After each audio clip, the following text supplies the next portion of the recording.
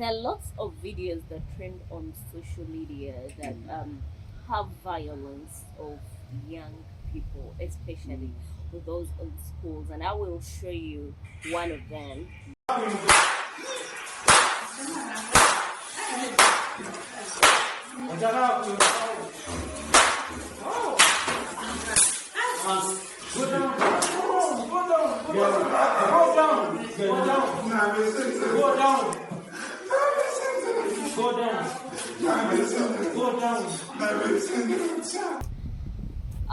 This and so much more has been evident. The question is, what do you think about such violence? I wanted to get it from a professional kind of view. What do you think about um, such kind of violence in school? To begin with, it is emotionally draining. Mm, But to begin with, punishing young people would be okay, in mm, my perspective, mm, would be okay. But this kind of punishment mm, looks corporal. mm, It is way beyond. I don't think that a teenager mm, can do a wrong in school that mm, deserves the intervention mm, of two, in quotes, armed adults, mm, that will deserve the intervention of two armed adults holding strokes, attacking one teenager that has not refused to lie down, that is willing to accept their punishment, but you go an extra mile of slapping them. I personally do not agree with slapping. mm, Why should you slap someone? It is, what if they have a problem mentally? What if you accelerate uh, a particular a particular disorder? if they have health complications. Of course. So I would say that was unprofessional. It was more of an emotional decision, and the perpetrators may need as well a special intervention. Apart from imprisonment, if they are in prison, they may need a special intervention. It shows a sense of insecurity. It shows a power dynamic among the perpetrators. So this is one of the few that have been exposed. But then out there are so many children or young people that are facing this, but because there are no cameras or no one takes the initiative to record whatever is going on, it happens behind the scenes. It happens without us seeing, without us knowing.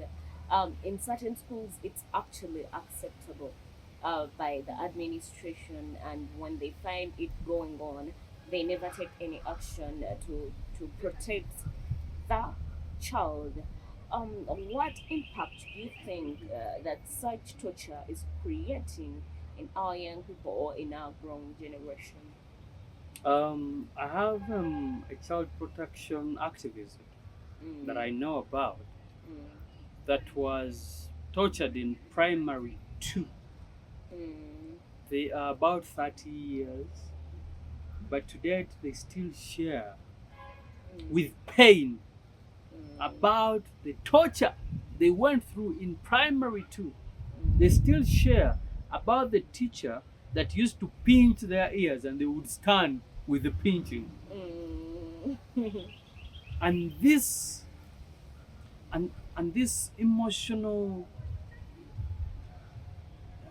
damage that was done to them still rings fresh every time they share.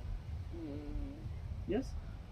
So why are you inflicting this so much unnecessary pain to this dead? It is not even appreciated. There is no goal to it. There is. Have you heard of people saying that if I wasn't disciplined this way, I wouldn't have been here? This is not disciplining.